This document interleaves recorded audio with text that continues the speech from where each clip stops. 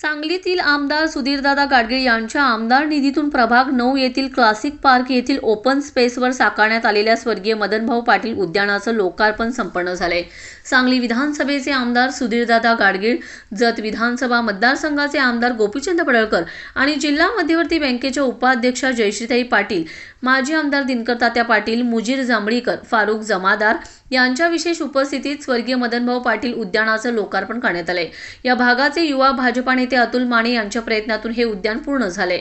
मंगळवार बाजार महात्मा गांधी कॉलनीच्या दक्षिणेस असणाऱ्या क्लासिक पार्कमध्ये असणाऱ्या महापालिकेच्या भूखंडावर स्वर्गीय मदनभाऊ पाटील यांच्या नावाचे उद्यान साकारण्यात आलं आहे। या उद्यानासाठी आमदार सुधीरदादा गाडगीळ यांनी विशेष निधी दिलाय। या विशेष निधीतून या उद्यानात लहान मुलांसाठी खेळणी, वॉकिंग ट्रॅक, लॉन आणि ज्येष्ठ लोकांना बसण्याची सुविधा सुद्धा करण्यात आली। प्रभाग 9 मध्ये सर्वाधिक देखणं असे हे उद्यान असून अतुल माने यांच्या प्रयत्नातून साकारण्यात आले।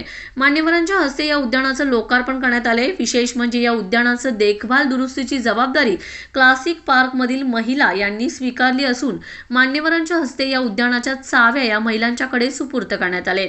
या कार्यक्रमास माजी नगरसेवक मनोज सरगर, मीनाक्षी माने यांच्यासह महापालिकेचे सेवानिवृत्त अधिकारी रमेश वाघमारे, नितीन काका शिंदे, ND दळवी, भाजपा पदाधिकारी श्रीकांत वाघमोडे, विश्वजित पाटील, मदनभाऊ युवा मंचचे अध्यक्ष शीतल लोंढे, माजी अध्यक्ष रत्नाकर नांगरे, अजित सूर्यवंशी, शरद देशमुख, कृष्णा राठोड यांच्यासह क्लासिक पार्कमधील नागरिक, महिला मोठ्या संख्येने उपस्थित होत्या। क्लासिक पार्कमध्ये एक देखणे उद्यान साकारण्यासाठी पुढाकार घेतल्याबद्दल अतुल माने आणि बंडू सरगर यांचे सर्वत्र कौतुक होत आहे। या कार्यक्रमाचे सूत्रसंचालन प्रसिद्ध सूत्रसंचालक सुरेश पाटील यांनी केले।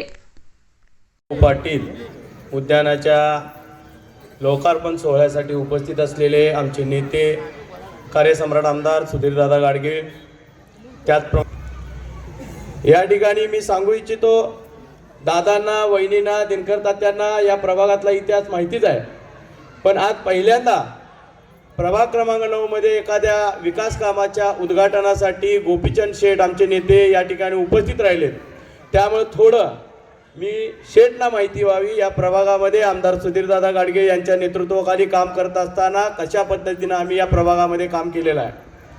शेठ हा प्रभाग 28,000 लोकसंख्येचा मतदारांचा हा प्रभाग आहे। या प्रभागाचा विस्तार कमीत कमी 2 किलोमीटर असा लांबीला आणि कमीत कमी 2 किलोमीटर असा रुंदीला असा हा प्रभाग आहे। या प्रभागामध्ये मागच्या वेळी भारतीय जनता पार्टी, काँग्रेस आणि अपक्ष पॅनल या प्रभागामध्ये उभा राहिलं होतं। यामध्ये आमचा मागच्या वेळी अपक्ष आम्ही पॅनल उभा केलं होतं, त्यामध्ये आमचा थोडक्या मताने पराभव झाला। पण ज्या दिवशी आमचा शेठ पराभव झाला त्या दिवशीपासून त्यानंतर आम्ही 15 ते 20 दिवसामध्येच आम्ही चंद्रकांत दादांच्या नेतृत्वाखाली, सुधीरदादांच्या नेतृत्वाखाली भारतीय जनता पार्टीमध्ये प्रवेश केला।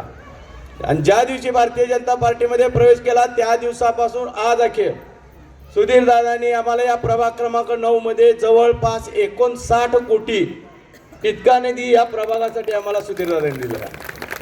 शेठ या प्रभागामध्ये 63 सोसायटी आहेत आणि जवळपास 24 ओपन स्पेस आहेत आणि एकही ओपन स्पेस 20 गुंठ्याच्या खाली नाही। आणि ज्यावेळी राजकारणाची या प्रभागातून सुरुवात करताना मी पहिला डोक्यात घेतलं की या प्रभागातील प्रत्येक ओपन स्पेस हा डेव्हलप झाला पाहिजे। ज्यावेळी रस्ते, गटार हे सर्वजण करतात, पण ज्यावेळी ओपन स्पेस डेव्हलप होईल त्यावेळी एरिया डेव्हलप होतो। एरिया डेव्हलप झाला, त्या ठिकाणचं दळणवळण, त्या ठिकाणची प्लॉटची किंमत, त्या ठिकाणचे रहिवासी क्षेत्र या सगळ्याची किंमत वाढते। आणि आज आपल्या प्रभागातील आमचा प्रभाग म्हणजे संजय नगर, अभयनगर हा प्रभाग आमचा विश्राम भाग, 50% लोकसंख्या ही अति उच्चभ्रू आणि 50% लोकसंख्या ही एकदम लो क्लास। आमच्या इथं हे काम करत असताना ह्या दोन्हीची सांगड घालताना आम्हाला शेठ फार ऐकणे अडचणीचं। आज ही वस्ती उच्चभ्रू आहे, या ठिकाणी सर्व अधिकारी लोक, सर्व मोठे कंपनीत अधिकारी असणारे लोक या ठिकाणी राहिले आहेत। पण आम्हाला सुधीरदादांनी दोन्ही क्षेत्रामध्ये काम करण्यात मध्ये हे मदनभाऊ पाटील उद्यान उभा करत असताना शेठ ज्यावेळी मागच्या वेळी भूमिपूजन झालं त्यावेळी सुद्धा जयश्री वहिनी उपस्थित होत्या, सुधीरदादा उपस्थित होते। आम्ही त्यावेळी पण आम्ही सांगितलं होतं दादांना या ठिकाणी मदनभाऊंच्यावर प्रेम करणारे जास्त लोक या ठिकाणी राहतात। माझं सुद्धा प्रेम आहे मदनभाऊंच्यावर। एक नेता म्हणून आज जर मी या स्टेजवर उभा राहून बोलतोय तुमच्या पुढे, ते मदनभाऊंनी मला राजकारणात घडवलं म्हणून मी आज त्या ठिकाणी बोलते। पण ज्यावेळी एखादी गोष्ट करत असताना सुधीरदादांच्या मनाचा मोठेपणा सुद्धा सांगणे त्याच वेळी तेवढंच गरजेचं आहे. सुधीरदादांना ज्यावेळी मी जाऊन सांगितलं की सुधीरदादा, आमच्या इथं क्लासिक पार्कची एक सोसायटी आहे, त्या ठिकाणी 20 गुंठ्याचा ओपन स्पेस आहे आणि त्याला मदन भाऊचं नाव द्यायचं, लोकांची मागणी आहे. एक सेकंद सुद्धा चेट लावला नाही. दादानी बसल्या ठिकाणी सांगितलं देऊन टाकू. आणि त्या दिवशी दादानी पत्र दिलं आणि त्यावेळी वहिनीसाहेब काँग्रेसमध्ये होते, आता तर भाजपमध्ये आहेत, त्यामुळे काय आता अडचण नाही. त्यावेळी दादानी त्यानंतर 85 लक्ष रुपये निधी इतका या उद्यानासाठी दिला.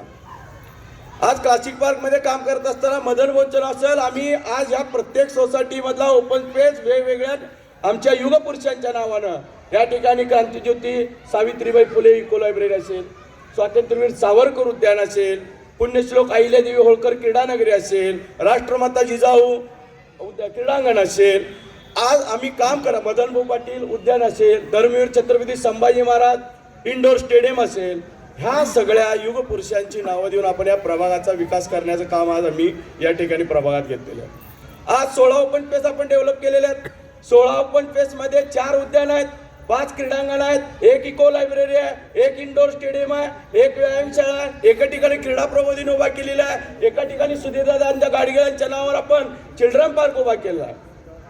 या भागामध्ये जे काही आमचा शेड, हा भाग म्हणजे मराठवाडा विदर्भाचा जसा अनुशेष भरून काढला जातो, पश्चिम महाराष्ट्रात तसं आमच्या इथं राजमती भवन परिसर, गाव भाग, विश्राम भाग, हे सगळे सदन भाग, लाले प्लॉट, इकडं सगळ्या सुखसुविधा मिळत होत्या. पण आमच्या भागामध्ये संजय नगर, अभयनगरमध्ये म्हटलं कुठल्याही सुविधा उपलब्ध नव्हत्या. शेठ, ही गोष्ट तुम्हाला मी सांगतोय, खात्रीपूर्वक सांगतोय आणि विश्वासानं सांगतोय की माझ्याकडं ह्या आणि आत्ता येणाऱ्या कालावधीमध्ये ती गोष्ट सांगून DPDC मधून सुधीरदादांनी ह्या प्रभागासाठी 7.5 कोटी रुपये म्हणजे नगरविकास आणि DPDC आणि आमदार फंड असं मिळून जवळजवळ 16 कामं अजूनही आपल्या भागातली ह्या कामांची उद्घाटनं व्हायची आहेत. म्हणजे यामध्ये नगरविकास आहे, गुंठेवारी आहे, आमदार फंड आहे, DPDC, या तिन्ही ह्याच्यातनं आपल्याला अजून 16 कामं अजून 7.5 कोटीचा निधी सुधीरदादांनी दिलेला आहे. किंवा जे काही करू शकलोय स्वाभिमानानं सांगणार मी, जे काही करू शकलोय ते 100 नाही 101% सुधीरदादा गाडगीळ हे एकमेव ह्या माणसामुळं मी आज ह्या लोकांच्या समोर आज आम्ही भारतीय जनता पार्टी ताकद या भागामध्ये वाढवू शकलो. आणि आम्हाला सार्थ अभिमान आहे की आज सुधीरदादांच्या समोर शेठ 2018ला प्रवेश केला, 2018 नंतर आज 2025 अखेर एकही गोष्ट सुधीरदादांनी एकदाही गेलोय आणि दादा मला हे पाहिजे, दादा आमच्या वार्डामध्ये हा निधी पाहिजे, दादा हे आम्ही सुचवलेलं आहे आम्हाला, एकही दिवस एकही वेळ या माणसानं आम्हाला रिकामातानं पाठवलेलं नाही. तेव्हा येणाऱ्या महापालिकेमध्ये थोडं आता मुद्द्यावर आलंच पाहिजे. येणाऱ्या महापालिकेमध्ये आम्ही तुमच्याकडे आशीर्वाद मागायला नक्कीच येणार आहे आणि आम्हाला तुमचा आशीर्वाद लाभेल यात तीळ मात्र शंका नाही. आज या प्रभागामध्ये एरिया वाईज आमचा जाहीरनामा येईल तुमच्याकडं. एरिया वाईज आम्ही काय काम केले हे डोळ्यासमोर तुम्हाला दिसतंय की जवळपास या वार्डातला 90% एरिया आम्ही कामानं संपवलेला आहे. 10% राहिला असेल, तो 10% सुद्धा भविष्यामध्ये भारतीय जनता पार्टी, सुधीरदादा गाडगे असतील, जयश्री वहिनी पाटील असतील, गोपीचंद पडळकर साहेब असतील, यांच्या माध्यमातून दिनकर तात्या असतील, यांच्या माध्यमातून आपण 100% संपू.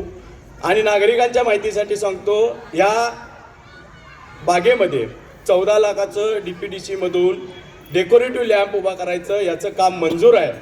पण अजून त्याचं हे झालं नाही, वर्क ऑर्डर निघालेली नाही आहे, म्हणून आपण ते डेकोरेटिव्ह लॅम्प या भागामध्ये उभा करू शकलो नाही.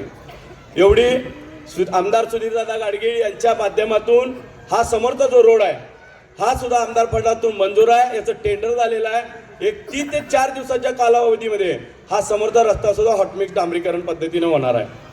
तेव्हा येणाऱ्या कालावधीमध्ये मंगळवार बाजार चौक ते आप्पासाहेब काटकर चौक ह्या रस्त्याचं डिवायडर, अहिल्यादेवी होळकर चौक ते मंगळवार बाजार चौक ह्या रस्त्याचं डिवायडर, अहिल्यादेवी होळकर चौक ते कारखाना ह्या रस्त्याचं डिवायडर, सुंदर पार्क ते अहिल्यादेवी होळकर चौक ह्या रस्त्याचं डिवायडर आणि हा रस्ता पूर्ण 100 फुटी, हा रस्ता आपल्याला 100% करून देणार.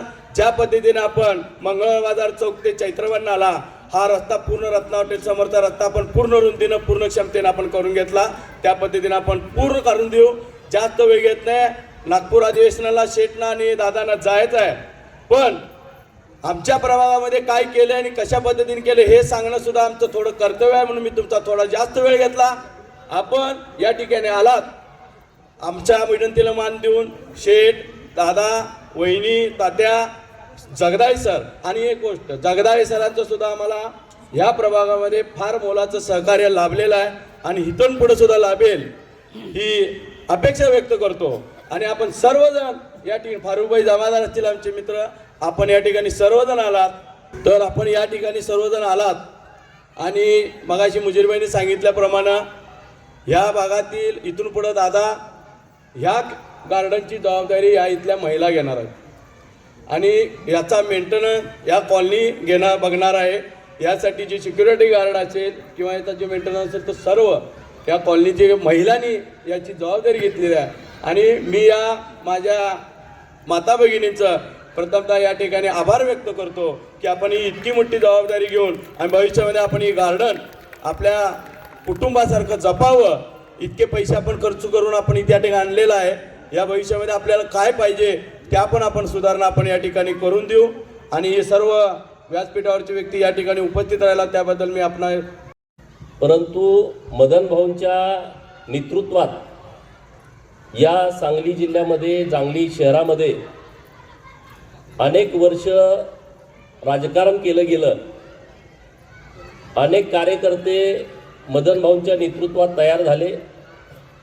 माझा आणि त्यांचा जरी संबंध आला नसला तरी अनेक सहकारी मित्र जे भारतीय जनता पार्टीमध्ये आलेले आहेत ते सातत्यानं बोलतात की मदन भाऊ जिंदादिल होते, मदन भाऊ कार्यकर्त्यांना खूप मदत करायचे, कार्यकर्त्यांना उभा करायचे, कार्यकर्त्यांना खूप सपोर्ट करायचे.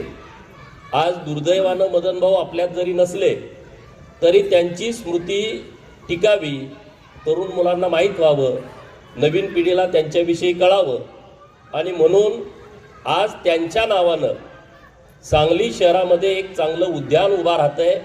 हे खरं तर अत्यंत आनंदाची बाब आहे. ज्यांना ही कल्पना सुचली की मदन भाऊंचं नाव या उद्यानाला दिलं पाहिजे आणि सुधीर दादांनी त्याला मान्यता दिली. दोघं एकमेकाच्या विरोधात 14ला लढले होते. असं असताना सुद्धा राजकारणामध्ये कशा पद्धतीनं पुढं जावं याचा आदर्श कार्यकर्त्यांनी घालून दिला आणि माननीय सुधीर दादांनी पण त्यास मान्यता दिली. त्याबद्दल दोघांचंही मी मनापासून आभार व्यक्त करतो, अभिनंदन करतो. नाहीतर आता तुम्ही राजकारण बघताय कुठल्या स्टेजला चालू आहे, लगेच जर संधी नाही मिळाली तर लगेच आपल्या नेतृत्वाच्या विरोधामध्ये लोक भूमिका घेतात. मदन भाऊंनी खूप कार्यकर्त्यांना उभा केलं. एक म्हटलं जातं देणाऱ्याने देत जावं, घेणाऱ्यानं घेत जावं, घेणाऱ्याने घेता घेता देणाऱ्याचे हातच घ्यावेत. मला वाटतं कार्यकर्त्यांनी बऱ्यापैकी तसंच केलं मदन भाऊंच्या बाबतीमध्ये. काही मोजके असतील त्यांनी घेता घेता त्यांचे हात पण घेतले, अशी परिस्थिती निर्माण झाली. आज या कार्यकर्त्यांचं कौतुक केलं पाहिजे की ज्यांनी इतक्या वर्षानंतर सुद्धा आपण मदन भाऊंच्या बाबतीमध्ये एक चांगलं उद्यान उभा करायचं